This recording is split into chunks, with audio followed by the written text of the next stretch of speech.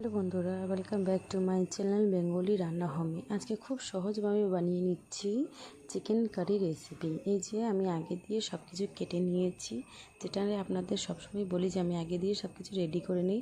এখানে নিয়েছি আদা, রসুন আর লঙ্কার পেস্ট। এই জন্য আমি মাংসটারে মাখিয়ে নিয়েছি। এই যে আমি আলুটারে লাল করে একটু ভেজে নেব, ব্রাউন কালার। আর মাংসের মধ্যে আমি লেবু আর টক দই দিয়ে মাখিয়ে রেখে দিয়েছি। পরে কেটে নেব টমেটো, আমি সেটা রেখে দিয়েছিলাম। আলুটা আগে দিয়ে কেটে নিয়েছি। এটা দিয়ে আমি ভেজে নিচ্ছি ব্রাউন কালার করে। তারপরে আমি মাংসের মধ্যে অ্যাড করবো। এই দেখেন, এখানে নিয়ে নিয়েছি তেজপাতা, দারচিনি, দুটো এলাচ আর কয়টা লবঙ্গ দিয়ে আমি যেটা আলু ভাজার তেলের মধ্যে অ্যাড করে দিলাম। এই সব কিছু নিয়ে তারপরে এটা হালকা করে ভেজে নেব। এই দেখেন আপনারা এইভাবে। তারপরে অ্যাড করব আগে দিয়ে কাটা পেঁয়াজ। এখানে আমি 3টে পেঁয়াজ নিয়ে নিয়েছি। আপনারা আপনাদের মতো নিয়ে নেবেন, যে কটা আপনাদের লাগে। আমি 3টে নিয়েছি। নেওয়ার পরে এখানে হালকা করে ভেজে নেব, হালকা ব্রাউন কালার করব, বেশি করব না।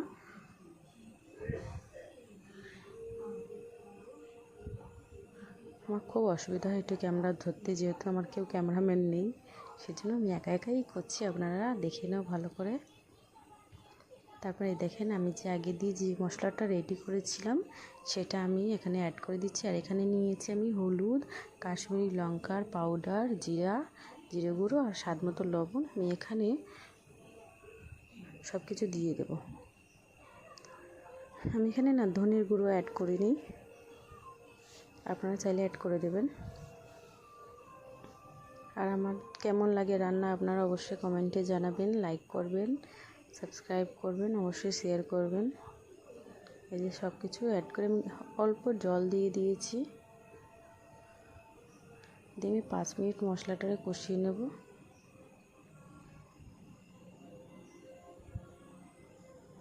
দেখুন সাইড দিয়ে তেল চলে আসবে।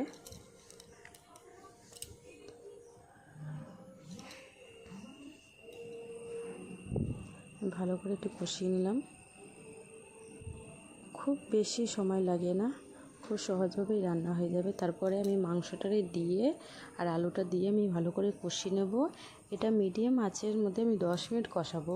দেখবেন উপর দিয়ে আর কোনো জল দেওয়ার দরকার নেই, এটা নিজে দিয়ে মাংস দিয়ে বেরোবে, যেহেতু আগে দিয়ে মাখানো ছিল।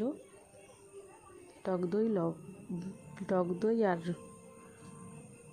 লেবুটা, এই যে আমি তারপরে অল্প জল দিয়ে দিচ্ছি, যেহেতু কষা কষা হবে সেজন্য অল্পই দিলাম। আপনারা আপনাদের মতো দিয়ে নেবেন। তারপর এটা আমি ঢেকে 10 মিনিট ফুটিয়েছি।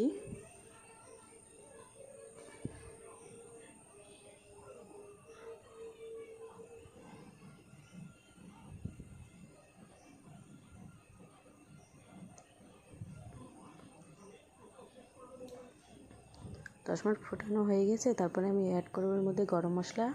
দেখেন এতটা, হাফ চামচি আমি দিয়েছি। দেওয়ার পরে ভালো করে নাড়াচাড়া দিয়ে আমি 5 মিনিট ফুটিয়ে নেব আবার। তারপরে আমার চিকেন কারি রেসিপি রেডি। আপনাদের কেমন লেগেছে অবশ্যই কমেন্টে জানাবেন, আর একবার খেয়ে দেখবেন এইভাবে রান্না করে। তারপরে আমি অফ করে দিয়েছি। এর মধ্যে অ্যাড করে দিয়েছি ধনেপাতা। আপনাদের যদি ধনেপাতা না থাকে তাহলে আপনারা স্কিপ করে দেবেন। আমি দিয়ে দিয়েছি। ধনে পাতা দেওয়ার পরে একটা আলাদা স্বাদ চলে আসে। অবশ্যই কমেন্ট করে জানাবেন।